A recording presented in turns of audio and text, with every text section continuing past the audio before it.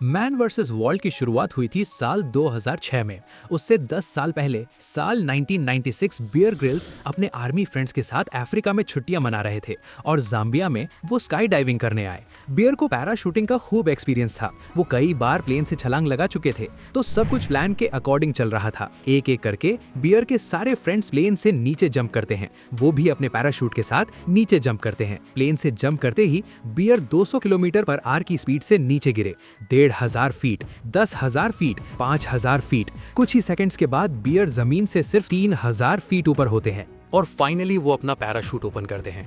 लेकिन parachute open करने के बाद भी बेयर की स्पीड कम नहीं हो रही, वो तेजी से नीचे गिरते जा रही थी। बेयर ने सोचा स्पीड कम क्यों नहीं हो रही, ये तो बहुत अजीब है। तभी बियर की नजर ऊपर अपने पैराशूट पर जाती है और वहां उन्हें कुछ ऐसा दिखता है जिसकी वजह से वो पूरी तरह से पैनिक में आ जाते हैं। बियर का पैराशूट हवा में ठीक से नहीं खुला था, इसकी रस्सियां पूरे तरीके से उलझ चुकी थी, जिसकी वजह से बियर की स्पीड कम नहीं हो रही थी। तो वो जल्दी जल्दी पैराशूट के कॉर्ड्स को खींचने लगे कि किसी तरह से पैराशूट खुल जाए और स्पीड कम हो। लेकिन ये सब करते करते वो जमीन के बहुत पास आ चुके थे। वो नीचे गिरते गिरते पेड़ों से टकरा के जमीन पे आ गिरी। एक झटके में अंधेरा छा गया। बेयर डायरेक्टली अपनी पीठ के बल पे गिरे थे और ये क्रैश इतना तेज था कि उन्हें ऐसा लगा कि जैसे किसी ने उनकी रीढ़ की हड्डी पे पत्थर घुसा दिया हो। इतनी ऊंचाई से गिरने के बाद भी वो होश में थे, लेकिन वो हिल नहीं पा रहे थे, बस वहीं लेटे लेटे रो रहे थे, इस उम्मीद में कि उनके साथी या कोई और आए और उन्हें बचाए। उनका दर्द इतना ज़्यादा तेज था कि उन्हें लगा कि इससे तो मौत ही बेहतर होती, लेकिन मौत भी उन्हें नहीं मिल रही थी। काफ़ी देर तक वो वहाँ दर्द में रोते रहे। कुछ घंटों के बाद उनके फ्रेंड्स वहाँ आते हैं। एक कार में उन्हें डाला जाता है और पास के हॉस्पिटल में ले जाया जाता है। बियर कहते हैं कि मेरा दर्द इतना ज़्यादा बढ़ चुका था कि मैं दर्द से छटपटा रहा था और बार बार बेहोश हो रहा था। हॉस्पिटल पहुंचने पर डॉक्टर ने जब मुझे इंजेक्शन लगाया तो धीरे धीरे मेरा दर्द कम होने लगा। वो सोचने लगे कि वो ठीक हो रहे हैं, लेकिन बात कुछ और ही थी। अगले दिन बियर डॉक्टर से पूछते हैं, डॉक्टर मैं ठीक तो हो जाऊंगा ना, कितना टाइम लगेगा? तो डॉक्टर उन्हें एक्सरे दिखाते हुए बोलते हैं, बियर तुम्हारे स्पाइन की 3 मेन हड्डियाँ T8, T10 और T12 टूट गई हैं। ये इंसान की पीठ की सबसे मजबूत हड्डियां होती हैं जो अब चकनाचूर हो चुकी हैं और अब तुम कभी चल नहीं सकते। ये सुन के यंग 21 साल के बियर ग्रिल्स की जैसे दुनिया ही खत्म हो गई। पहाड़ चढ़ने वाला इंसान अब बाथरूम भी नहीं जा सकता था। बियर कहते हैं कि पैराशूट से गिर के हड्डियां टूटने में इतना दर्द नहीं हुआ जितना हॉस्पिटल में 1 साल रह के उन हड्डियों को जोड़ने में सहन करना पड़ा। हॉस्पिटल में बेड पे पड़े हुए वो सोचते रहते थे कि वे अब कभी चल नहीं पाएंगे। उनकी जिंदगी जीने का रीजन और पर्पस ही एडवेंचर था, घूमना फिरना, नई जगह एक्सप्लोर करना। इस चोट ने उनके जीने की वजह ही छीन ली थी। वो खुद से कहते थे कि तू कितना बड़ा गधा है, पैनिक करने की जगह तू पैराशूट को धीरे धीरे भी खोल सकता था। बियर बार बार उस सीन को अपने दिमाग में रिपीट कर रहे थे और वो रोकर खुद को बार बार कोसते थे कि सब कुछ खत्म हो गया है। ये सोच सोच के उन्हें रातों को नींद नहीं आती थी। एंग्जाइटी से पसीने में वो लथपथ हो जाते थे।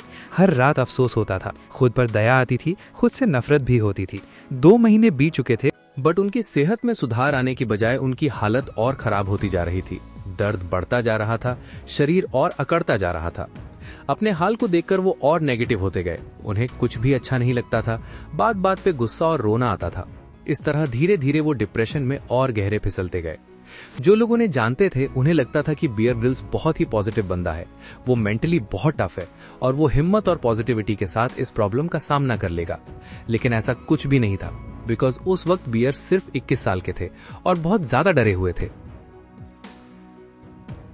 लेकिन फिर एक दिन उनकी नजर दीवार पर लगी माउंट एवरेस्ट की एक फोटो पर जाती है। बियर कहते हैं कि मुझे क्या पता था कि एक छोटी सी तस्वीर मेरी लाइफ बदलने वाली है। बियर और उनके फादर का हमेशा से सपना था कि वो माउंट एवरेस्ट को क्लाइंब करें, बट फिलहाल वो एवरेस्ट चढ़ना तो दूर, खड़े होने की हालत में भी नहीं थे। लेकिन उस वक्त पीठ पर मेटल ब्रेस लगे होने के बावजूद वो अपने बेड से उठे, किसी तरह गिरते पड़ते फोटो तक पहुंचे, उसे वॉल से उतारा, उसे कुछ वक्त तक देखा और खुद से कहा कि चाहे कुछ भी हो जाए, मैं ना सिर्फ वापस पैनों पर चलकर दिखाऊंगा, बल्कि दुनिया के सबसे ऊंचे पहाड़ माउंट एवरेस्ट को भी क्लाइंब करूंगा। ये उन्होंने उस वक्त खुद से कहा और बस यही सोचते सोचते वो सो जाते हैं। उनके सबकॉन्शियस माइंड में ये बात बहुत गहराई से जम गई। इस बात ने उन्हें हौसला दिया, उन्हें जीने की एक नई उम्मीद दी।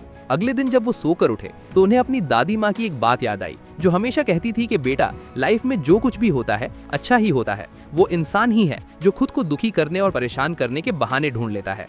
जब भी तुम किसी मुसीबत में पड़ो तो हमेशा खुद को याद दिलाओ कि जो कुछ भी हो रहा है गॉड की मर्जी से हो रहा है, जो कभी कुछ गलत नहीं होने देता।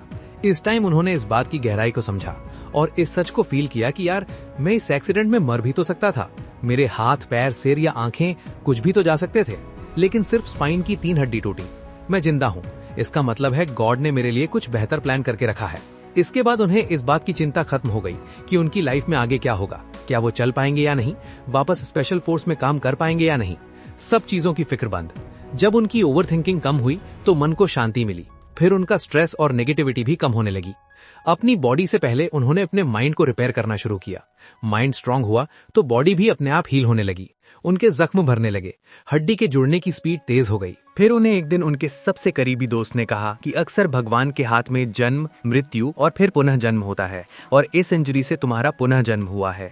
बियर ग्रिल्स कहते हैं कि जिंदगी अक्सर हमें दूसरा मौका नहीं देती, लेकिन अगर ऐसा होता है तो बहुत ज्यादा ग्रेटफुल रहो। वो ग्रेटफुल थे अपनी लाइफ के लिए, अपनी टूटी कमर के लिए, अपने सपनों के लिए। किसी चीज की कोई चिंता नहीं, ना अपने पास्ट की ना फ्यूचर की।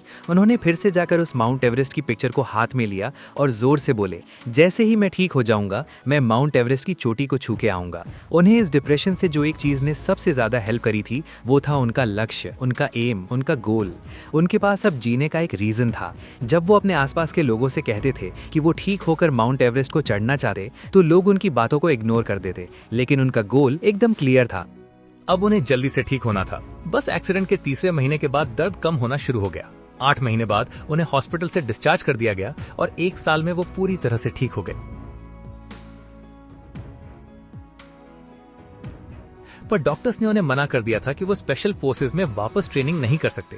बियर समझ गए थे कि वो इस इंजरी के साथ अब वापस आर्मी में कंटिन्यू नहीं कर सकते, तो बियर ने आर्मी से रिजाइन कर दिया। बट अब उनके पास ना कोई जॉब थी और ना कोई सोर्स ऑफ इनकम। यहाँ तक कि माउंट एवरेस्ट की ट्रिप के लिए जो उन्हें लाखों रुपए चाहिए थे वो भी उनके पास नहीं थे। बियर के लिए माउंट एवरेस्ट इस वक्त डू और डाई मिशन बन चुका था। उनके सामने 2 सिनेरियोस थे। पहला, अगर वो उस पे सक्सेसफुली क्लाइम करते हैं तो वो ये करने वाले ना सिर्फ ब्रिटेन की यंगेस्ट पर्सन बन जाएंगे, बल्कि इसके साथ में उन्हें कई सारी स्पॉन्सरशिप या जॉब भी मिलेगी। लाइफ में और भी कई अपॉर्चुनिटीज भी आ सकती हैं।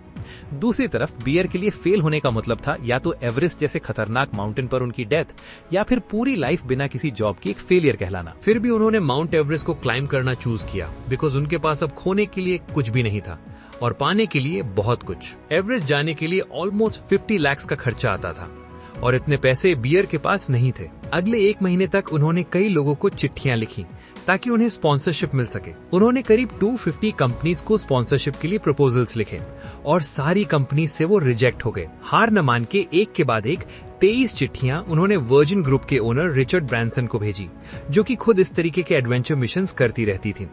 पर इसका जवाब भी उन्हें नहीं मिला। बियर ने रिचर्ड ब्रांसन का एड्रेस निकाला, उनसे मिलने पहुंचे, बट वहां से भी वो सिक्योरिटी गार्ड द्वारा भगा दिए गए। फिर उन्हें अचानक से कहीं जाते हुए एक दिन एक कंपनी दिखी जिसका नाम था डेविस लैंगडन एंड एवरेस्ट। बियर बिना कुछ सोचे समझे ऑफिस पहुंचे और वहां की सेक्रेटरी से जाकर कहा, मुझे सिर्फ 2 मिनट आपके CEO से बात करनी है, प्लीज मेरी उनसे बात करवा दीजिए।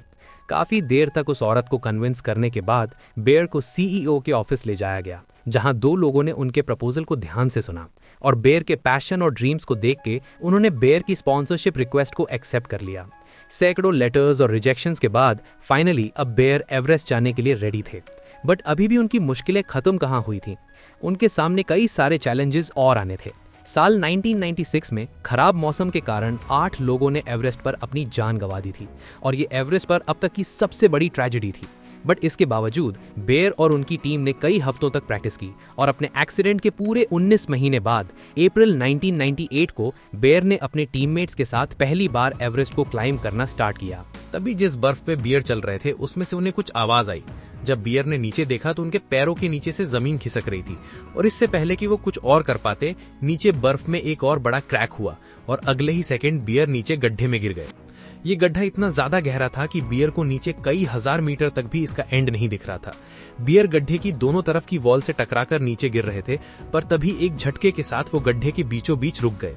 बियर की बॉडी एक पतली सी रस्सी से अटैच थी, जिसके चलते वो पूरी तरह से नीचे जाने से बच गई, बट उनके पास ज्यादा टाइम नहीं था।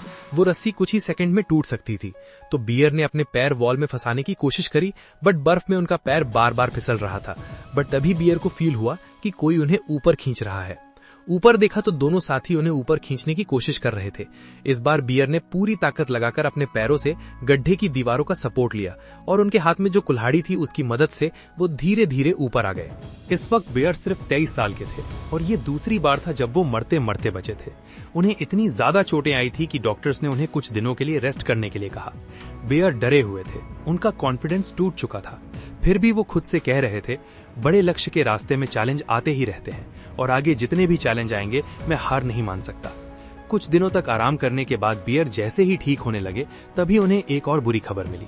अगले कुछ ही दिनों में एवरेस्ट के ऊपर एक बहुत बड़ा तूफान आने वाला था, जिसके बाद एवरेस्ट पर चढ़ना ऑलमोस्ट इम्पॉसिबल था। उस दिन पूरी रात बियर ग्रिल्स प्रार्थना करते रहे, प्लीज भगवान मुझे एक चांस दे दो प्लीज। तूफान माउंटेन के पास आ चुका था और बियर सिर्फ उस पहाड़ को देख ही रहे थे। तभी उन्हें खबर मिली कि बियर, हमारी किस्मत बहुत अच्छी है, आखिरी मोमेंट में तूफान दूसरी तरफ मुड़ गया है। हमारे पास 2 दिन का एक्स्ट्रा टाइम है, क्या तुम रेडी हो? ये हमारा लास्ट चांस हो सकता है। बीर बोले, हाँ मैं बिल्कुल रेडी हूँ। मुझे तो विश्वास ही नहीं हो रहा कि भगवान ने मेरी प्रार्थना सुन ली। अगले दिन बीर सुबह 10 बजे उठे और उन्होंने अपने फाइनल मिशन के लिए चढ़ाई शुरू कर दी।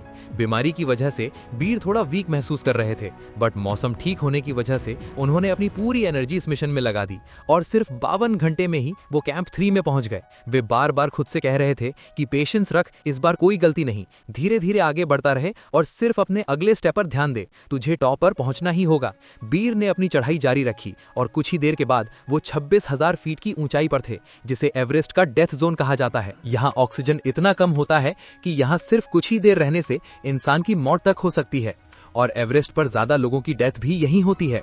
बियर के आसपास कई सारी डेड बॉडीज पड़ी थीं, जिनकी कुछ साल पहले यहाँ पर डेथ हो चुकी थी। बियर को अंदर से डर लग रहा था, उनका माइंड बार बार डेथ जोन के खतरे पर डाइवर्ट हो रहा था। लेकिन फिर उन्होंने हिम्मत जुटाई और टॉप पर पहुंचने के लिए चढ़ाई शुरू कर दी। वो थके हुए थे और ऑक्सीजन की कमी के चलते उनका चलना मुश्किल हो रहा था, लेकिन तब भी वो चलते रहे। 17 घंटे की चढ़ाई के बाद 16 मई 1998 के दिन उन्होंने अपने बचपन के सपने को सच कर दिखाया। उस पैराशूटिंग एक्सीडेंट के 18 महीने बाद बियर दुनिया के सबसे ज्यादा ऊंचाई वाले माउंटेन पर चढ़ चुके थे। सिर्फ 23 साल की एज में बियर ग्रिल्स उस वक्त एवरेस्ट को क्लाइम करने वाले यंगेस्ट ब्रिटिशर थे। उन्होंने इम्पॉसिबल को पॉसिबल करके दिखाया। ये सफर इतना भी आसान नहीं था। उनके साथ के 4 लोगों ने अपनी जान खो दी थी। उन्होंने 2 बार नियर डेथ एक्सपीरियंस फेस किया, जहां वो मरते मरते बचे। फिर इसके बाद उनकी कहानी बहुत फेमस होने लगी। लोग उन्हें सेमिनार्स में एक स्पीकर के रूप में बुलाने लगे। उन पर कई डॉक्यूमेंट्री बनी और फाइनली डिस्कवरी चैनल से उन्हें वो अपॉर्चुनिटी मिली जिसने उन्हें वर्ल्ड वाइड फेम दिया, जहां से सब उन्हें मैन वर्सेस वाइल्ड से जानने लगे और शायद आप भी उनमें से एक हो। थोड़े टाइम पहले बियर ग्रिल्स से पूछा गया कि 25 साल पहले जो आपका एक्सीडेंट हुआ था, क्या उसका पेन आपको आज भी होता है? तो बियर ग्रिल्स ने अपनी ये फोटो पोस्ट करते हुए लिखा कि हाँ, आज भी मुझे हर रोज बहुत पेन होता है, लेकिन क्या करें, हर इंसान को अपने पेन से जूझना ही पड़ता है और मैं ग्रेटफुल हूँ कि जिंदगी ने मुझे मौका दिया अपनी लाइफ को बेस्ट तरीके से जीने के लिए। लेसन नंबर 1, कीमती गिफ्ट। अगर कोई नॉर्मल इंसान बियर ग्रिल्स की जगह होता तो क्या करता? पूरी लाइफ खुद को और जिंदगी को कोसता रह जाता। लेकिन जब लाइफ ने बियर को हिट किया तो उन्होंने वापस से उठकर सामने से हिट किया। लाइफ, भगवान, प्रकृति, जो भी आप कह लो, ये आपको गिराने के लिए नहीं गिराती, दर्द देने के लिए, दुख देने के लिए दुख नहीं देती। वो आपको स्ट्रॉन्ग और लायक बनाने के लिए करते हैं। जितने बड़े आपने दुख देखे होते हैं, जितने ज्यादा आप डिस्कम्फर्ट का सामना करते हैं, उतने ज्यादा आप स्ट्रॉन्ग बनते जाते हो, लायक बनते जाते हो। बियर ग्रिल्स कहते हैं कि कठिनाई और परेशानी से बड़ा कोई शिक्षक नहीं होता, तो इसलिए हर एक चीज में आप डिस्कम्फर्ट को वेलकम करो, क्योंकि डिस्कम्फर्ट के साथ आती है ग्रोथ। पुरानी चीजों, पुराने विचारों, पुरानी खराब आदतों को तोड़ते जाओ और तोड़ने में दर्द होगा, लेकिन ये दर्द आपकी लाइफ को एक सच्ची मीनिंग देता है। बियर ग्रिल्स कहते हैं कि मैं मानता हूं कि लाइफ बहुत टफ है, कभी अन्याय होता है, कभी आपसे गलती भी होती है, लेकिन इसके बावजूद जीवन हर हाल में अनमोल गिफ्ट है। जब आप सपनों को जीवित रखते हो, अपने ऊपर विश्वास करते हो, तब ये जिंदगी आपका साथ देने लगती है। तब आपको एहसास होता है कि जीवन कितना भी कठिन क्यों ना हो, सपनों का या सही चीजों का पीछा किया जाए तो ये कीमती गिफ्ट है। Lesson number 2। लोग पूछते हैं कि बैर, तुमने इतना सब कैसे हासिल किया, इसका सीक्रेट क्या है? बैर कहते हैं कि सीक्रेट है कीप गोइंग। मैंने खुद से वादा किया था कि मैं पूरी जिंदगी बिना किसी डर, बिना किसी संदेह जीऊंगा, और इसीलिए इतनी कठिनाइयों के बावजूद मैं नहीं रुका। बिना किसी डर और संदेह के जीना मतलब निरंतर आगे बढ़ते जाना। देखो, 2 तरह के लोग पाए जाते हैं इस दुनिया में, पहले, साहसी लोग जो पूछते हैं कि मेरी लिमिट्स क्या है, मैं क्या क्या कर सकता हूं और क्या नहीं कर सकता हूं। ये कठिन रास्ता चूज करते हैं, भले ही उसमें उनको दर्द का सामना करना पड़े। और दूसरे, डरे हुए लोग जो सिर्फ बचने के लिए खेलते हैं। सिर्फ एक ही लाइफ मिली है हमें, और तब भी 99% लोग तब भी सिर्फ बचने के लिए खेलते हैं, जीतने के लिए नहीं, अपनी हाईएस्ट पोटेंशियल को अचीव करने के लिए नहीं। ज्यादातर लोग लाइफ में स्टक क्यों रहते हैं पता है? क्योंकि ये चीज मालूम होने के बाद भी कि सस्ती चीजें, सस्ते मजे भले ही उन्हें कुछ पल का प्लेजर दे दें, लेकिन कभी लॉन्ग टर्म सेटिस्फैक्शन नहीं दे सकते। ये पता होने के बावजूद भी वो उन्हीं 4 चीजों के पीछे भागने में पूरी जिंदगी निकाल देते हैं। अंदर से गिल्ट रहता है, दुख होता है, वो हर दिन मरते हैं, लेकिन फिर भी इससे बाहर निकलने की हिम्मत नहीं कर पाते। सही और बड़े दर्द को चूज नहीं करते। आपके और हमारे पास तो सब कुछ तो है, रहने के लिए घर, टेबल पर खाना, फोन, हर एक चीज है, फिर भी पता नहीं क्यों हमें लूजर्स की तरह जीना है। इसलिए बियर ग्रिल्स कहते हैं कि अगर आप सैडनेस और खालीपन से निकलना चाहते हो तो कुछ बड़ा, कुछ अलग करने के लिए तत्पर रहो। बियर कहते हैं कि बहादुर या साहसी होने का मतलब ये नहीं कि आप में बिल्कुल डर ही नहीं है। इसका मतलब है कि डर के होने के बावजूद उसका सामना करना और रास्ता निकालना, आगे बढ़ते रहना। ऐसी ही और भी वीडियोस देखने के लिए चैनल को सब्सक्राइब जरूर करो। मिलते हैं अगली वीडियो में। धन्यवाद।